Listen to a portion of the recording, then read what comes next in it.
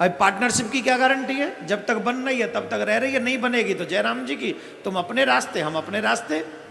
लेकिन जब धर्म पत्नी बनोगी, जब धर्म पत्नी बनोगी और पति बनोगे, तो हमारे सनातन में पति पत्नी को छोड़ा नहीं जाता। हाँ या ना? हमारे युवाओं में प्रॉब्लम ही इसलिए आ गई, पार्टनर क्रिएट करते हैं, ही इज माई पार्टनर, ले ले जी, चल लो तेरा पार्टनर जन आगे जाए, कहा करेगा राम ही रखवारी। और तमाम पार्टनर तैयार डोल रहे हैं, हाँ या ना? और कई पार्टनर नए नए वो अभी दूसरे जुगाड़ में डोल रहे हैं कि हमारी कंपनी रजिस्टर्ड हो जाए। लेकिन पार्टनर मत बनिए, पति पत्नी बनिए, गृहस्थ बसाइए। उनकी पत्नी का नाम था धुंधली, और धुंधली जैसा उनका नाम था वैसा ही उनका व्यवहार था। लेकिन उस गृहस्थ में एक समस्या थी, उनके कोई संतान नहीं थी। क्या नहीं थी?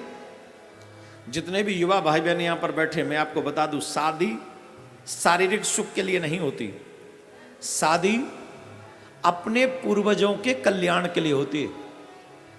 जो हमसे पूर्व लोग आए हुए हैं, ध्यान से सुनना, जिनके कारण आज मुझे बहुत अच्छा लगा, मैंने आज तक इतना अच्छा प्रणाम नहीं देखा। जैसे हमारे विधायक साहब ने कहा कि सबसे पहला प्रणाम उन पितरों को जिनके कारण हमें ये जीवन मिला, हम उनके वंश में हैं। ऐसा कोई नहीं बोल पाया, कोई नहीं बोलता है।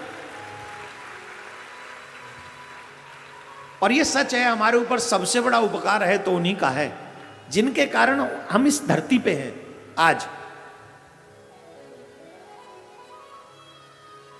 तो शादी शारीरिक सुख के लिए नहीं है, एक दूसरे के साथ घूमने के लिए नहीं है। शादी जो है वो एक ऐसी संतान उत्पन्न करने के लिए है जो हमारे वंश को आगे बढ़ा सके, सिर्फ इसके लिए शादी है। कि जो आपके ऊपर आपके पितरों का ऋण है आपको धरती पे लाने का, आप किसी को धरती पे लाके उस आपके जाने के बाद जो तर्पण कर सके, जो जल दे सके,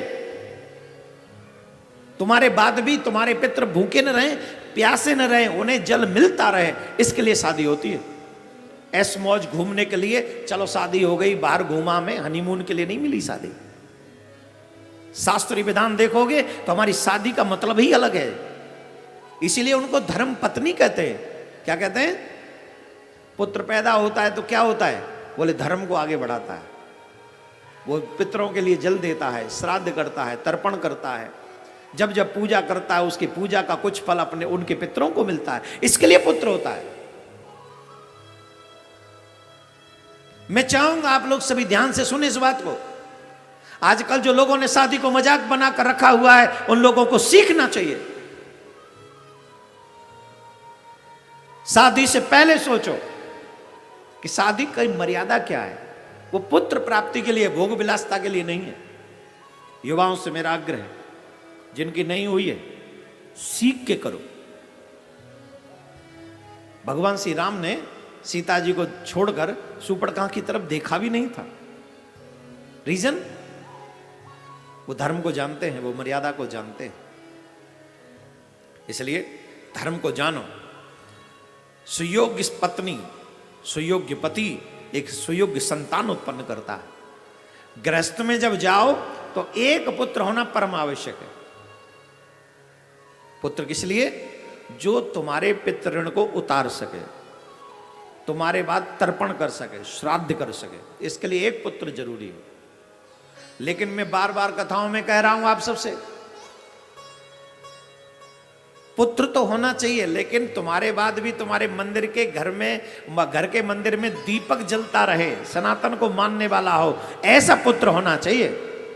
ऐसा ना हो कि तुम्हारे जाते ही क्या तुम्हारे आगे ही सब दरवाजे बंद करके निकल ले साइड में। ऐसा पुत्र नहीं चाहिए। और इसके लिए धर्म पढ़ेंगे तो समझेंगे कि हमारी जिम्मेदारी क्या है। जैसे स्कूल में जाने से उन्हें साइंस समझ में आती है, उन्हें विज्ञान समझ में आता है, वैसे ही भागवत की क्लास में, भागवत में पहुंचने से उन्हें भगवान का और अपना संबंध समझ में आता है कि हमारा संबंध क्या है। तो गृहस्थ का मतलब है एक पुत्र होना जो हमारे वंश को आगे बढ़ाए।